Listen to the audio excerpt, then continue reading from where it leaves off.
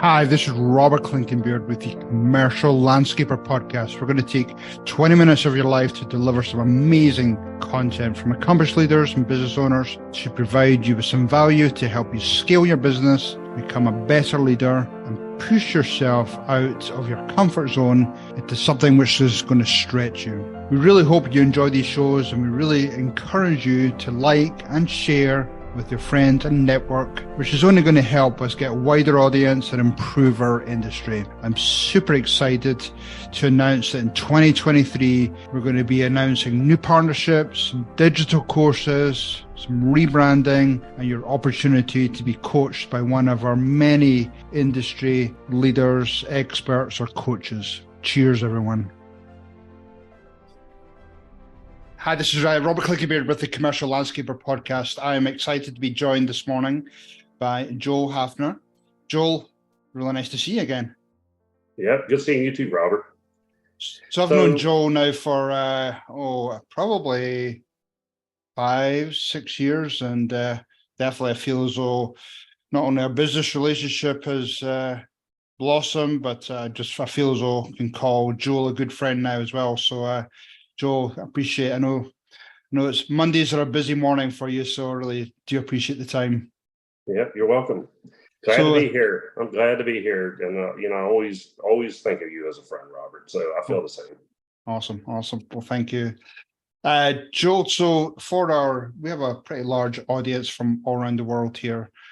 Tell them about you. Tell them about your background. Tell them a little bit about Fine Earth. I have an interesting background how I got into the industry. I served in the military, and when I got out of the military in 1989, out of active duty, I really didn't know what I wanted to do for a living. And I called some landscape companies, and this particular one that I now am 50% owner of answered the phone, hired me on the spot. Back then it was hard to get employees. Hired me over the phone. I started working here in June of 89, making $6.25 an hour as a laborer. Okay. Really gotta be honest, really did not like the job. But then, I got to know the people that worked here and got to be pretty good friends with them, and, really felt like I was part of the group. And I was like, well, I kind of do like this. So I started going to school for it, and I got a degree in horticulture. That's my first degree, and in 94, the founding partner of our firm asked me to see if basically I became production manager. Then a year after that, I was the vice president of the company. And 2 years after that, he and I switched roles, and I was the president. He asked me to be his business partner, and we worked out a buy-sell agreement. And here I am today, 35 years later, and, still going strong. That's awesome. That's an amazing story. And then you don't necessarily have to give any numbers, but how many employees at Fine Earth? So when I started, we had 9. Okay. And now we have just over 100. Wow. We have 100 full-time employees now, over 100 full-time employees. And, when I started, the only thing that we really did was, small front foundation landscapes, and we do high-end residential design build. Mostly we do have our maintenance division. We do some snow removal. So that's who we are today. And, it's been quite the ride. No, that's awesome. I know that, you're now, Fine Earth is now one of the premier companies within your location. I know you've got, the stories you tell about the relationships you have with the client. I'm even hearing about some clients taking across to Nantucket to do some, $1 million+ jobs. So, between you and Bernie, you've built up such a great company, great reputation. To see how the company and you have developed over the years is just an amazing story. Yeah, it really is. Bernie gave me an opportunity that I don't think a lot of owners in the industry would give somebody. It was his baby, and he actually really turned the reins over to me. when I became the president, and he just trusted, he said, look, you do what you want with the company. It's your decision. You run the day-to-day stuff. What we do and how successful we are, it's going to be because of what you decide to do. And I mean, he legitimately gave me full reign to grow the business to what it is now. And yeah, I mean, we have some really, really good clientele. We treat our clients really good. We treat our employees really well too. We have like the same employees we've had for like 25 years, the same foreman. We have a lot of experience across the company. We don't have a lot of turnover. So, I think that's a good sign that at least our culture is right. We have some good culture in our company. And, I mean, I was kind of surprised, I did that little survey with you, and I was kind of surprised about some of those answers because, our culture is so daggone good. It's interesting to read, what some people actually do think that you weren't aware that was going on. But since then we fixed that. We did a strategic plan with you. We're going in the right direction. I mean, yes, I'm flying to Nantucket tomorrow. I have a really, really big project up there. So I fly back and forth once a week. So I'm flying there early tomorrow morning, and I'll come back on Thursday, and I'll fly up again next week. So right. A lot of traveling. It does take me away from home a little bit right now. No, it's definitely, I know what the challenges with traveling, but I mean, again, you're a prime example of somebody who's gone into the landscape horticulture industry. I know a lot of parents are, to frown upon our industry as not necessarily being, providing opportunities. They're not seen as being professional, but again, you're a prime example where you came in as a laborer, and yes, there's some luck there in terms of the opportunity that Bernie gave you, but that luck was only brought about by your hard work, your determination. You were hungry for, new jobs. You took care of your clients, so you almost put yourself in that position. And again, it use you as a great example with other people that, they go back and forward with it to join the industry, and you see your example, and it's tremendous. Yeah. Yeah, and and just on that same line, Robert, we when we first started, or when I first started, selling work, when I was initially doing sales, myself, and which I still do most of the sales of our company, so, and that's really what I want to go into and talk to you about. But our sales originally, it was only just Bernie and I that did all the selling for the company. We did it all, and we had nobody else. And now, now we've more integrated to the sales team program, I guess you would call it. That I'm still, one of the, seeing that we're so lean. I'm a sales manager, I'm an account manager, I'm a project manager, because, our salespeople in our company, we meet the client, we do the design, we sell the project, we then, spray Roundup, mark the beds, meet the guys, order the hard material. We have somebody that orders, our green material, on our production side, that orders that stock material and green material, but the other stuff, our salespeople do. So I don't know, maybe 8 to 10 years ago, we started thinking, well, we have to change this, because we're only as good as what we can do ourselves. And we started developing these sales teams, which I'm still one of the team leaders, and Bernie's still a team leader. We have Ann, that's a team leader. And then, our maintenance division has done so well, and it's really because of my son, Jacob. He manages that whole division himself. And, he's doing like 3.8 million, just, which is unheard of, high-end residential maintenance. Wow, that's great. That one person is managing that much work. And, so, he's really taken a page from, me and Bernie, what we do. But, I sell about $10 million a year, 8 to 10 million a year. I guess it depends on the year.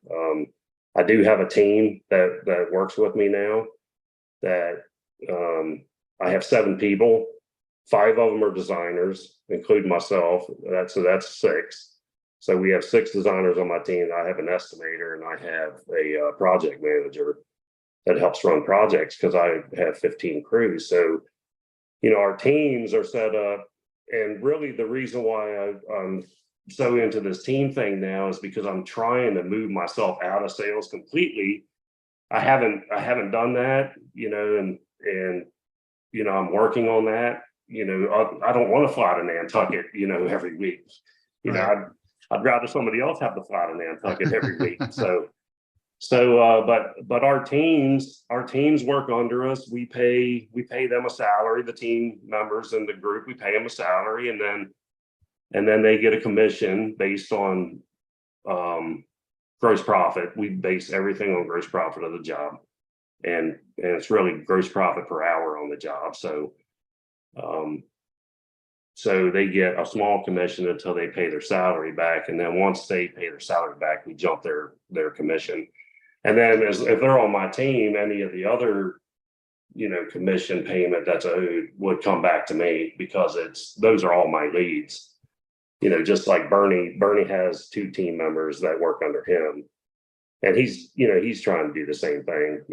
He wants to be out of sales too. So he's really grooming those 2 people to get out of sales. And then once I think we get to that point with our sales staff, where they're doing all the selling, then I think we'll probably break down that team thing and let them have their own teams, so that they'll have be a team leader, and then they can have team members under them based on how much they sell. Wow, that's great. And so as you make that transition, because everything can't necessarily fall on your or Bernie's shoulders, what are some of the challenges you're facing with trying to develop your sales team? Because when you talk about selling 8 to 10 million, I mean, I typically hear a lot of salespeople do 2, maybe 3 million. So you're way above that. So how do you then transition or pass on some of that skills? I wish I had an answer for you on that. I mean, Robert, it's been a struggle for me. I think one of the hardest things in our industry to find are really, really good salespeople that, you can get people that are great designers. They do beautiful pictures, and, they can draw the greatest grading plans and do just beautiful designs, but they don't have the knowledge really to then go out and implement that project. So that's been like the struggle. I think if you hire people from just a landscape architecture firm, they have that landscape architecture mentality. The longer it takes them to get a design done, the more drawings they do, the more they get paid. That's the way that industry is, or that part of the industry is, where, when you're design build like we are, you really got to turn those drawings around, get the estimates done, get it back to people. They're excited when it comes back quickly. They're not excited if it takes you an extra 4 to 6 weeks to get something done. Then they start looking for somebody else. So the only way that you're really successful in this industry, if you're in design build residential, is you get the design done, you get the estimate done, you get it back to them as fast as you can. If you don't need to do a design, I expect our salespeople to go home and write that estimate up that day and get it out, or within 2 days. We don't want that stuff sitting on somebody's desk, because, what's going to happen is that potential customer, they're going to move on. They're not going to stay and wait for us. They're going to be like, well, they're just too busy, or, my job isn't big enough, or, they're going to just find somebody else that's going to service them the way they want to be serviced. And, we're very into, servicing our clients and maintaining good relationships. And so we're very demanding with our salespeople about how they get through work and what we expect of them. So I had some problems last year. I've been working on cleaning that up this year, and so far we're off to a really, really good start. So very happy about it so far. That's good. Yeah, you're right. I think at our last peer group meeting, we had a conversation about, the words at the time of the meeting were fast and nimble. I think when you have people asking you for work, then the quicker you can respond to them. with either an estimate or meet them or something, then more than likely you're going to get the work. They don't necessarily challenge the price unless it's crazy expensive. But if you're quick and nimble and take care of your clients or prospects coming in, then that's half the battle right there. Do you think the mentality of trying to find those salespeople has been, coming from college and not been used to that? Are they just not hungry enough?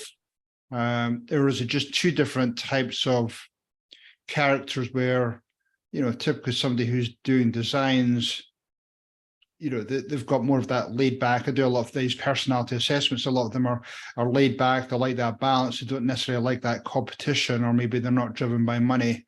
So you've got two types of opposing personalities, maybe? Well, I mean, we run the gamut at least on my team. I mean, I have the guy that taught me in college to draw that works for me. I mean, he was my professor in college. Oh, wow. and taught me. And when I was looking for people, I had an ad in, I think, LinkedIn or Indeed, and he answered the ad. And I remember when he called in and, the office gave me, I said, Larry Reeder. I said, the Larry Reeder that taught me in college. And they said, yeah, that's what he said. He taught you in college. And I was like, so, I mean, look, he is 88 years old. Oh, wow. First guy in the office every day. Works he will not work on a computer. He will not do anything on a computer, but he can hand draw. I mean, it's like spectacular. I mean, he does beautiful grading plans, that sort of thing. But he's not the type of person I can really send out to a customer. So I have him work on like some of these more difficult designs because he's really talented that way. Like I said, first guy in the office, other than me. I mean, he's the first sales staff we have that walks in the office every day. But then, we run the gamut. Then we have a person. I have a person that came from a landscape architecture firm. That's been a struggle mainly because, of what we were just talking about. That mindset is different. You have to retrain that mindset when you're in design build. And then, I go down to, I just hired another person that got a master's degree in landscape architecture from Virginia Tech. Her training is an engineer by trade, but, she switched her careers. She's like my age. She's in her 50s. And, she is hungry. She just gets after it. She gets after the work. I mean, the first day that she worked, we went and did a estimate together. We went to a sales lead together. We came back. She already knew LMN, so LMN is not too far away from Aspire, which we use, and I helped her, get through. She got the design done. I helped her get through the estimate. It's like the same day. Sent it back. She signed the job already. It was like it was just like that. So, and then I have two other people that are not my estimator. Our estimator is great. I get her like some of these more difficult bid build jobs to estimate mostly, where it takes a long time. But I have a couple of, and I hate to use this word, but I have a couple of millennials, and they are unique compared to the way I was raised and my work ethic and, what I feel I'm expected to do and what I expect them to do. It's just not the same. It's definitely changed. How do you handle that though? Because, you've got millennials at one end of your spectrum in your company, and then you said you had an 80-plus-year-old as well. Totally different way they've been brought up, mindsets. I mean, that's I think as people looking outside into business owners, they don't necessarily realize some of the challenges they deal with. But, when you're trying to build a great culture, as you talked about, and you're dealing with different age groups and requirements and mindsets, I mean, it's like being a coach on a football team. You're trying to deal with all that. Yeah, I mean, I struggle with it. I've told you this. I've talked to you about it before. If I didn't have to have any millennials, I don't think I would. because I mean, it is just much harder than, when I came into the industry in the late 80s and then through the 90s. People were, I mean, they were different. They were friendlier. They were even clientele. It goes the same for clients. Clients are getting younger too. We're working for those younger people.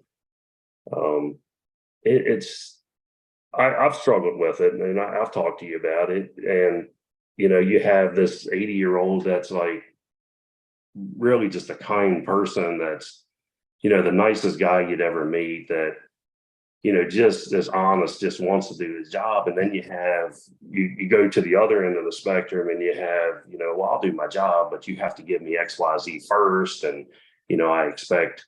I expect that I need to have this time off and that time off. I mean, I had one person just tell me I was going to give my a sick time. And I was like, no, we're not.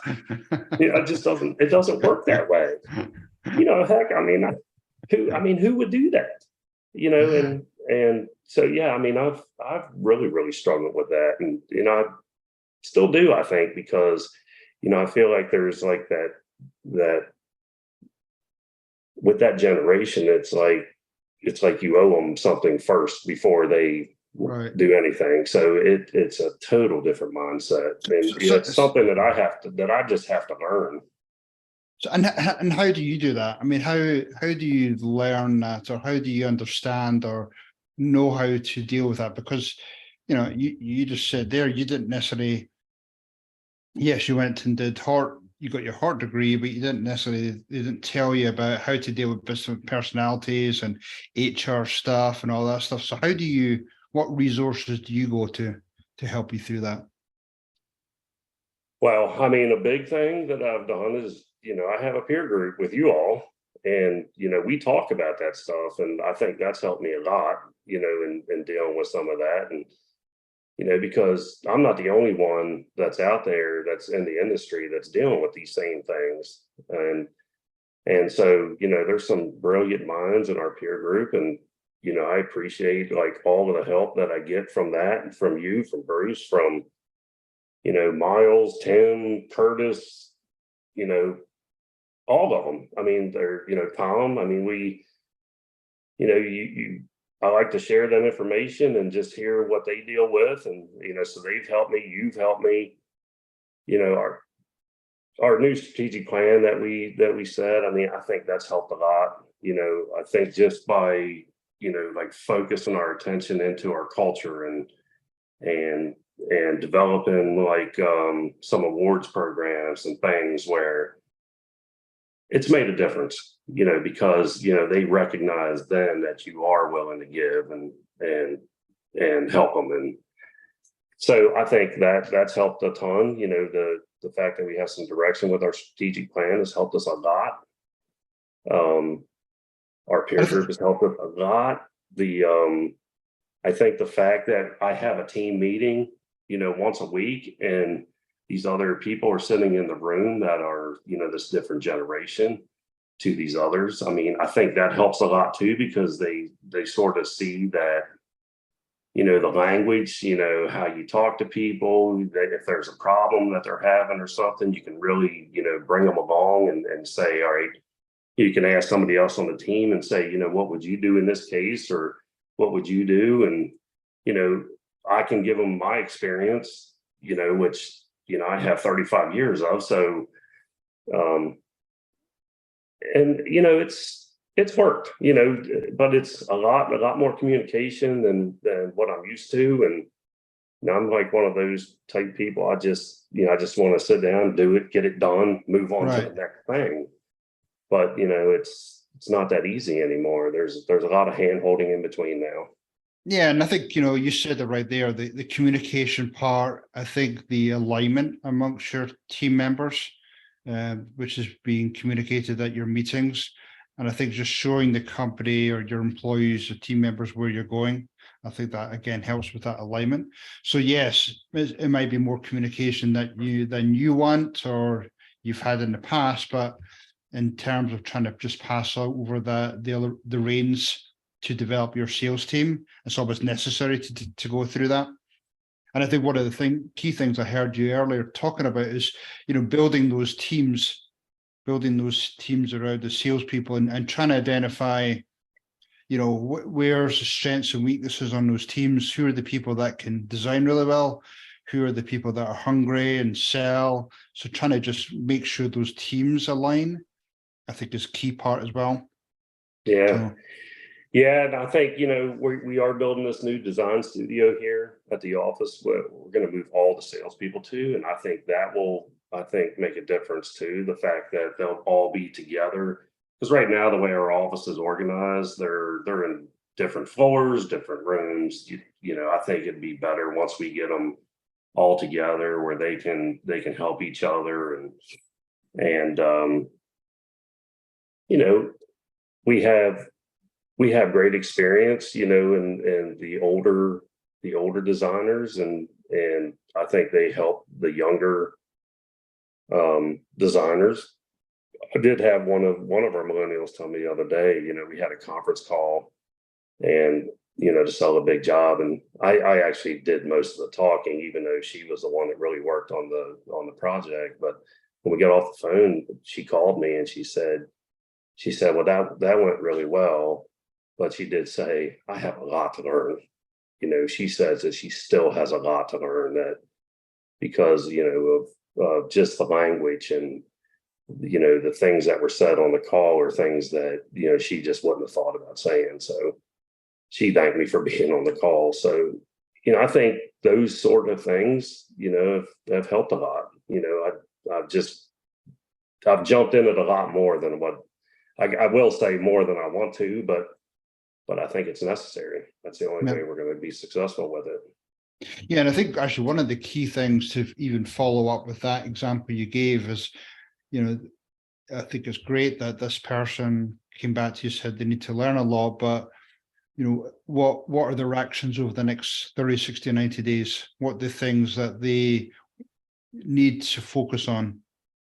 What they learn from your conversation with your client. I think that's would be a great follow up with them.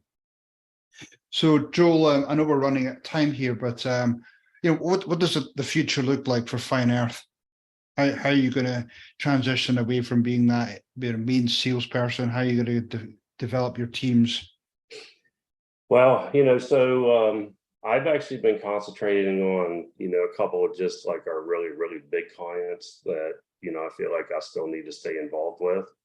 That, and I've been working on developing this new client, which I did give to one of those millennials I was just talking to you about. And she's actually running with it. I mean, they've sent us 3 big projects, and Heather is very successful at it, and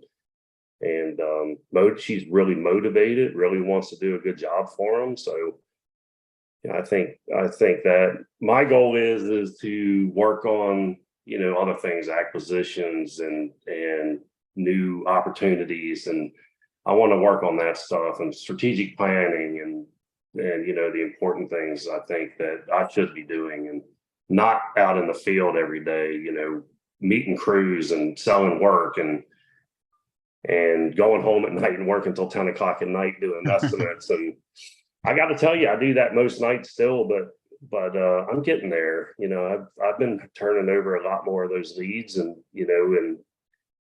and we really track them well. We track the leads. We have team meetings. They give reports. The work has to be getting done. We give them budgets that they have to meet over the year, and we tell them, in this industry, most of that work, most of your big work is going to come in these first, March through June, July. That's when you're going to really, really see a huge amount of work that you're going to have to really, focus on. This isn't a 9-to-5 job. So anybody that's listening, if you think it is, that is not what it is. I was at my office this morning at 5:30, and I won't go home until, the last thing is done. If that's 5, 6, 7 o'clock, that's when I get there. And that's an everyday thing. So, if you're motivated and you can find good team members and good salespeople that are motivated too, that share that vision with you, I think you can be very successful. And for us, I think we're moving in the right direction now. And it's been a struggle for me. You know, I was really concentrating on some other things that I wanted to do, and I have pulled back from those because, you know, I was having this struggle with this sales staff. And I think the hardest part in our industry and design build is finding, I mean, there's salespeople out there, but to find the good ones, you know, the ones that are really motivated, that will really turn work around fast, that's hard to find still. It is hard to find those people. At least here in this market, it's hard to find. Yeah, and I hear it all over the place, so you're not alone. Joel, how do if people want to talk to you more about Fine Earth, about the challenges with millennials, the challenges with salespeople, what's the best way for them to get in touch with you? Well, I really do like to talk to people on the phone. I think that's my strength. So, you know, 301-370-0470 is my mobile number if anybody wants to talk to me, or you can email me at joel@fineearth.com. It's 2 E's too. So either one of those, you know, I'd be glad to talk to anybody. You know, I don't know if it all works for everybody. You know, I think we're pretty unique as far as, you know, how our company is organized from most companies out there. There's very few like us that I've seen. There's a couple, but there's very few of them. So we're very unique. But I got to say, I'm trying to get a little bit more aligned with some of the other now. You know, that's really that's the only way that I'm going to get out of sales is, you know, align with more of the other company models. Maybe not exactly, but, you know, some form of that. Yeah, not for sure.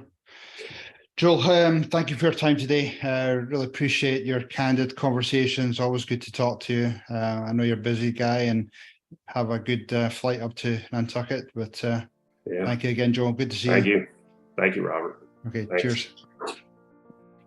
Hopefully that was pure, dead brilliant for you today, and you got some great takeaways for your business or your leadership role.